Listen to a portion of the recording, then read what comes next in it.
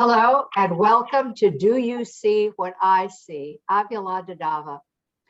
We have a spectacular guest today, Supervisor Gloria Molina. Gloria Molina is a legislator who was a Latina pioneer in politics. She was the first Latina to be elected to the California legislature, the first to be elected to the LA City Council, and the first to be elected to the powerful 5-member LA County Board of Supervisors. It's an extraordinary career. She was in 1996 selected by Time Magazine as one of the top political stars in the nation, top political rising stars in the nation. So we're delighted to have with us today a pioneer, an activist, a superb legislator, a community servant, and a board trustee, founder, and an artist, Gloria Molina. Welcome, Gloria. Thank you, Yolanda. It's a pleasure to be on with you. We are, I was at your retirement celebration, gathering, honor party at the La Plaza de Cultura y Arte in that beautiful garden. And I was really extraordinarily amazed to discover all that you had done just in your Board of Supervisors service. You added new libraries to the East Los Angeles County community. You added parks. You created a redevelopment program for East Los Angeles. You even added a new community center, Ability First, for people with disabilities. How is it that you were able to accomplish so much? You just did so many good things. How did you do that? Well, I'm very fortunate to be elected to the County Board of Supervisors. You know, it's fascinating. You're one of 5 members serving 10 million people. Each of us represent 2 million. And so you have an array of issues. It's very different than being a legislator, because a legislator, you just legislate laws, you don't implement them. What's wonderful about the County Board of Supervisors is you can initiate projects and programs, you can change them, you can see them implemented and transform various different areas. And there was so much going on, everything from dealing with housing and crime and probation, children's services, and things of that sort, that everything needed attention.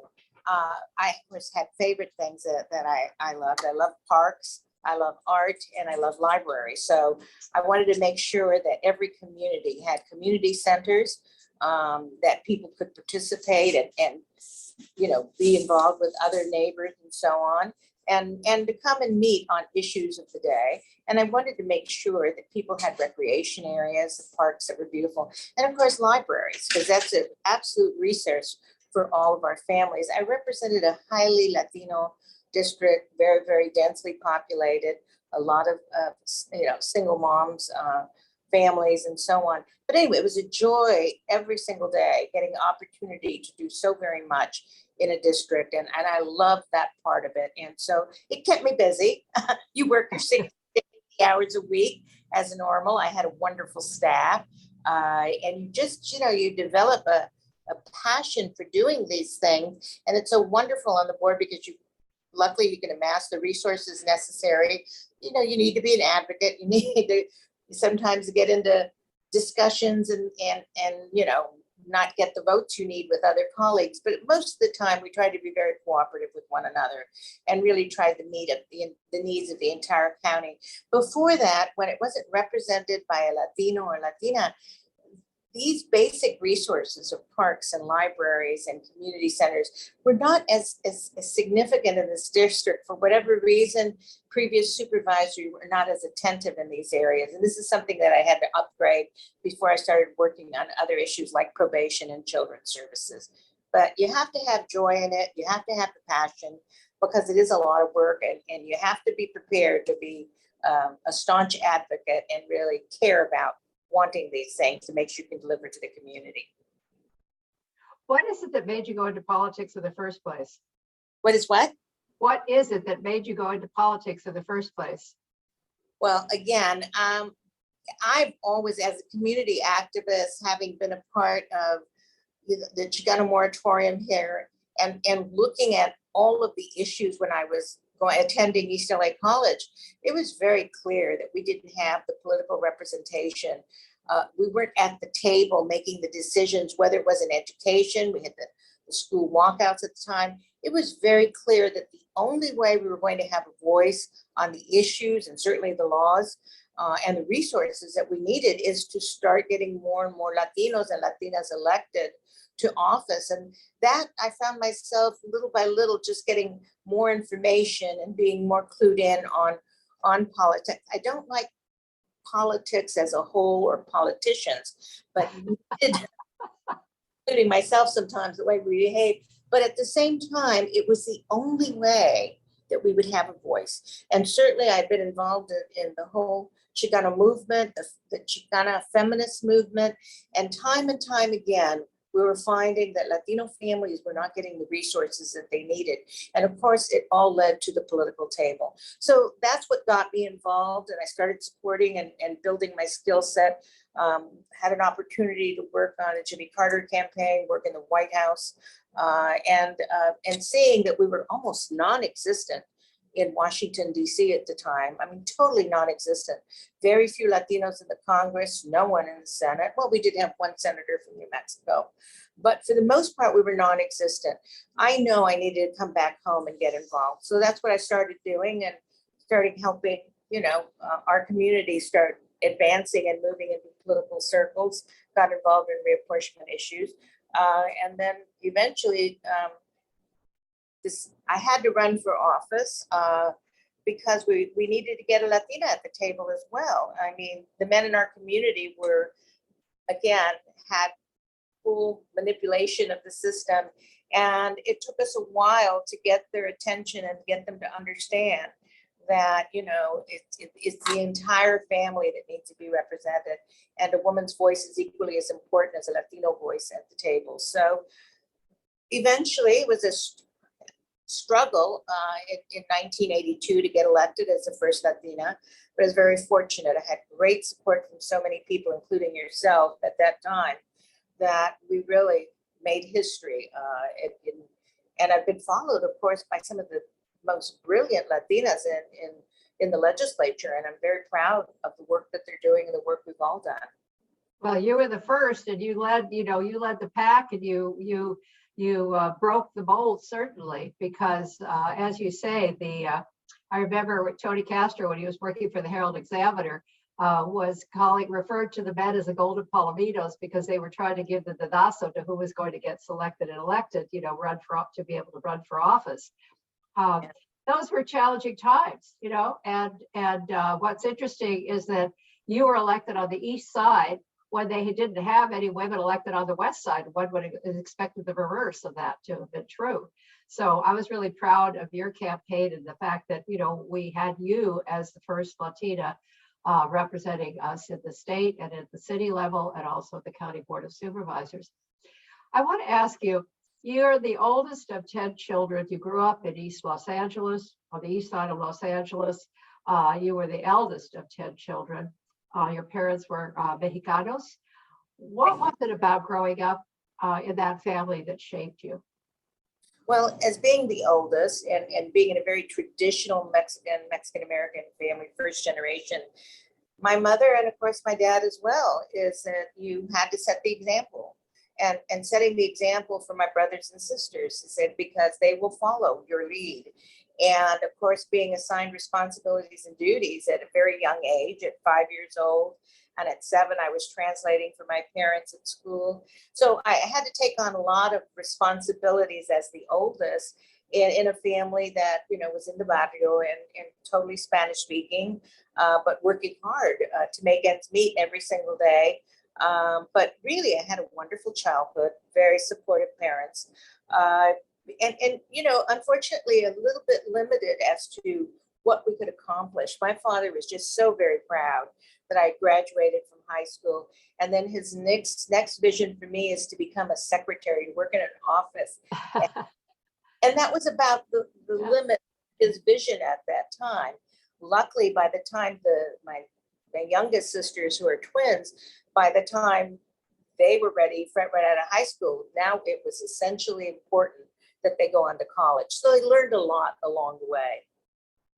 Well, that was a dynamic family, and I met some of your, your sisters and siblings, and you certainly are the champ of the pack, and the kind of the person that pulls everybody forward and keeps everything going.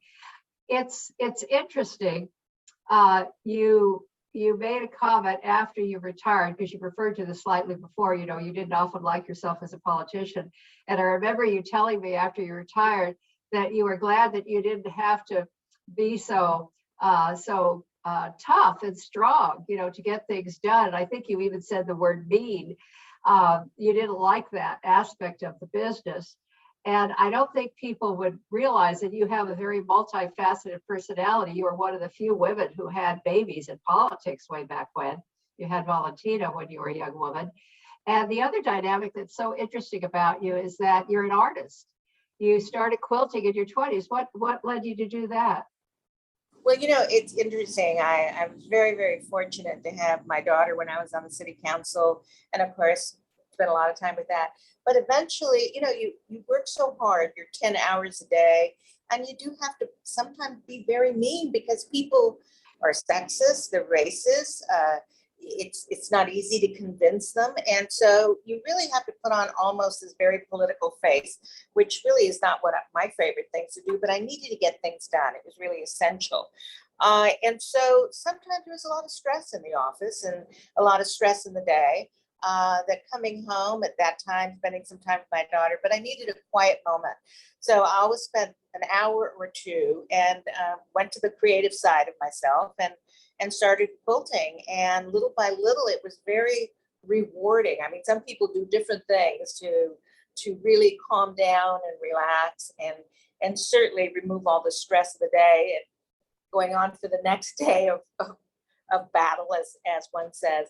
But that's why I got into quilting. And of course, it's been able to bring out the creative side that I really enjoy. I still do it today. I'm trying to always recruit other Latinas into this whole American tradition of quilting and kind of bring our culture and our celebrations and our very important history and themes into quilting. And so I enjoy it, but it was a stress reliever for me at that time. Well, I don't think people realize, but you're not just a quilter. You're internationally renowned, and you've been exhibited where in Australia and in different places, New Mexico, and different places around the country. And you do absolutely beautiful work. I mean, I'm told, I wish I could see it, but I know that you've got mounds of quilts that you've made at home, and that you're extremely creative. And I think that's an interesting dynamic, that you are managing to do everything. From politics to parenting to quilting, to just being able to hang out with your friends. And also you had a marriage. I think it's interesting that you achieved a sense of balance through all of that, Gloria. Well, and then, that's the key, is to balance it all. And to really always take care of your family, take care of, my brothers and sisters, stay connected to the family. That was really essential. But I also built on the strength of having female friends that I really trusted, that I could associate with, that were separate from politics. Sometimes they were political too, and we're all issue oriented. But it's sort of nice to have that. And it's something that I've cherished all my life, is my relationships with other women in different roles, but all of us having each other to kind of support one another in different ways. I think it's really a very, very different situation than most people do, because it's just, you need to build this support system that really that you respect the work they're doing and helping them, and they respect the work that you're doing. So you have this mutual support system along the way, which I think is very, very much a part of everyone's well-being. Well, you certainly are a worker bee, and I remember your contribution to It's All of the Frijoles, the Book of Latino Virtues. And you talked about your grandmother in that contribution. How did she help shape your character? It's interesting. I have two wonderful grandmothers. One who is quite a character. She was a tarumara, but she was lovely, and she had a sense of humor. She had a very tough life. And yet she was able to persevere and have her children. She ended up having, I think, 8 or 9 children. Only 3 survived to adulthood, and yet she was very positive about life and really good humored. But my other abuelita, my abuelita Celsa, was just an amazing woman for her time, and she ran a full ranch. She had ranch hands. Her parents were killed when in the last Apache killing that they had in Chihuahua. And so she ended up as an 18-year-old having to raise all her brothers and sisters. I think there were 12 of them, if I'm not mistaken. And so she took over the ranch, and I just watched her when I would go over and visit. She just started at 4:30, 5:30 in the morning, got herself dressed. I mean, she was really, everything was pressed. She was very neat, but off she went, starting to cut, the leña, as she called it, for the fire, starting to make her masa for the tortillas of the day, get the food going, make sure she had, lunch for all the workers as they went out in the fields, as well as the family. And, she has assigned herself duties every day. What was a laundry day? What was a day of, preserving the fruits and vegetables and taking care of her little garden with all of the other spices and everything. Every single day was a busy day for her. She sewed, she just did so many things. So I was always fascinated by her, of how from morning till night, she just had tasks to do. And she found, and I would, and she always incorporated all of us in getting us to help her and assist her. And if you didn't, she always walked around with a cane, and you got whacked. Didn't. I was raised with that, spare the rod, spoil the child. Yeah. But now you have, you've grown into a new role for yourself, and that is your precious Valentina gave you a baby during COVID, Santiago. How is it to be a grandmother? Well, I am so fortunate to have a daughter, and I'm even more fortunate to have this beautiful grandson. Name is Santiago, just turned 7 months. Children change your life. We know that, but grandchildren change your life as well. It's a beautiful relationship. I'm just so fascinated with him every single day. Little teeth coming in, teaching him to crawl, all the fun things that you have. And of course, it's very different. I have the time now to spend as much time with them. And so it's really great, a great opportunity. And, as when we were all such fierce feminists and fierce activists, we just sort of looked at that role as maybe not as important in our lives because we were doing these other things and we were going to be these career women. I am so fortunate that I have been able to have a bit of everything, an opportunity to work and be in politics, to play a leadership role in politics, leadership role with Latinos and Latinas in California and across the country, but also to have a wonderful family of my own and to really have that part of life, but it's also as nourishing and as significant and as playing a leadership role and working every day. So it's very fulfilling to have the full circle, and I'm a very, very grateful person for those opportunities. Well, you have been fortunate in that regard. You do have a wonderful family. It's interesting now that we've been at this so long. I met you when you were 20 and we were in Boyle Heights. We were mentored by Francisca Flores, who was the mother of Comisión Femenil and a fabulous journalist and publisher of Generación magazine. Looking back and then looking forward, what do you see are the needs now? What is the legacy that we should be seeking to pass on, and how do we inspire our younger generation to step up and step into the work that still has to be done to continue to make Latinos visible, because we still have a level of invisibility at certain levels of corporations and foundation boards where all the money flows from all over the world. And what would you say to the younger generations to give them some of the wisdom that you've gained over the years? Well, Yolanda, it's really important that we all recognize and understand the roles that we have. As a Latino community, we're growing in numbers, or certainly our census numbers here in Los Angeles. We're over 50% of the population countywide, and our schools are at 60 and 75%. As your children, more and more children, we have a very young population. But the reality, even though some of us have sort of patted down the grass for many in our community as far as opportunities and create more equity for them, we still have a battle before us. We really have to each understand what our contribution is going to be. And so, of course, you need to sign on and say, I'm going to play a role.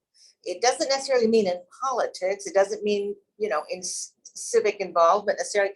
If you're a scientist, that you're going to promote other Latinos to create a pathway for other scientists. If you're an artist, the same way. If you're an actor or an actress. So each of us need to provide a helping hand one way or another.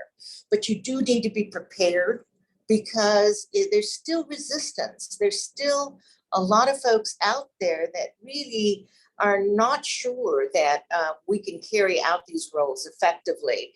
And it's unfortunate that even within our own community, Latinos continue.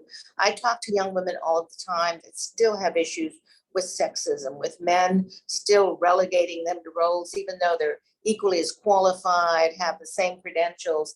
But men, our Latino men, unfortunately, still relegating women into kind of a servant role as compared to a leader role. And so we need to still continue to deal with all of those issues.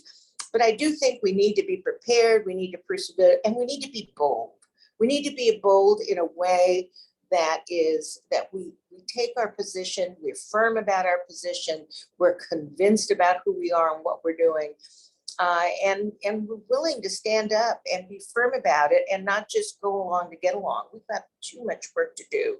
Our community is still lagging behind in education, in opportunities, and certainly pay, all of the kinds of things that we need to build on. And so we each have a job to do. So these young people today that are in elementary school or high school or college, they've got their job cut out for them. Hopefully it's going to be a little bit easier because some of us have worked on some of those issues. But to think that we've arrived and we've achieved is really a mistake. And you also have to realize that it was people before you that helped you, whether you realize it or not. I certainly do. I mean, I look at the likes of a Congressman Roybal, who really led an amazing path of leadership here in the political setting on the east side of, Los Angeles. So there are a lot of people, feminists like Francisca Flores. Excuse me. So we've had many mentors and many outstanding leaders, and you and I were both fortunate to have been inspired by those particular leaders. I want to ask you very quickly. You are the founder of La Plaza de Cultura y Arte, which is the premier cultural institution in Los Angeles about the contributions of Latinos and Mexicanos to the City of Angels. Right. What led you to create that cultural center?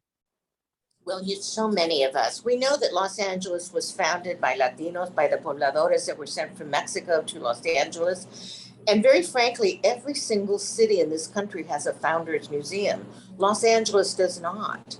And I think a little bit has to do with the history of the past and how they looked at us, so we don't have it. But we have been such a positive contribution to the building of Los Angeles, this huge megalopolis, and our stories are not there. And so we needed to tell that history to our children, to affirm who they are, who their ancestors are, to correct the history that sometimes is not in our textbooks, that our children, but we needed to demonstrate to them that we've made a magnificent contribution to this building. So it's a place to tell our history, a place to tell our stories, to bring our children. And of course, there's different aspects of it. We have the cultural center and the historical museum. And now we built the cocina because our food is one of the biggest contributions that we have made to this country. And so we're talking about the history of our food, the art in our food, the well-being, the nourishing aspects of our food. And so our cocina, of course, is opened up this year. We've got the general opening coming up in the next couple of weeks. And so we have that component. And then we have to move to the Chicano art because it was here in Los Angeles and Boyle Heights where Chicano art started. And so we need to capture that history, tell those stories of those artists, find a way to create an archive of all that wonderful art and who owns it. So again, it is again remembered of the contributions we're making.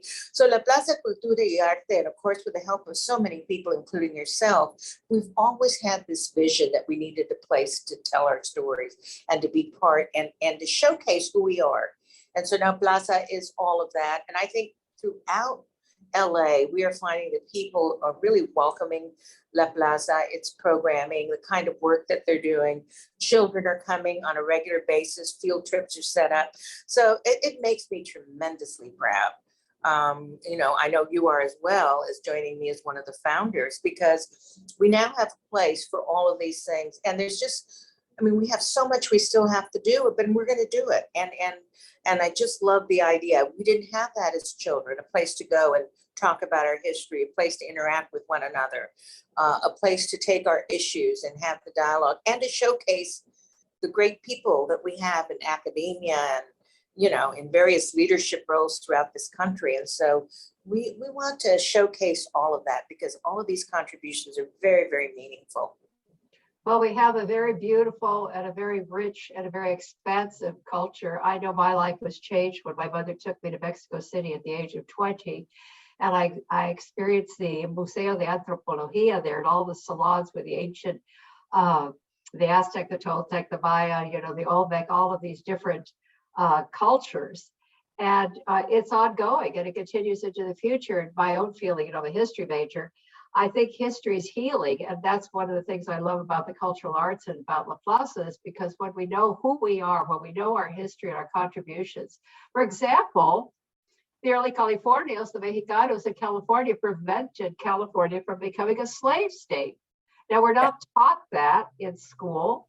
And so these are things that La Plaza can help, bring about, and we need to get changes in the textbooks and in the way that history is constructed in our schools to empower all of us, because if we all see our roots and our contributions of our various cultures, that's going to make each person want to grow and move and to lead and to do all they can to make the communities of the world a better place.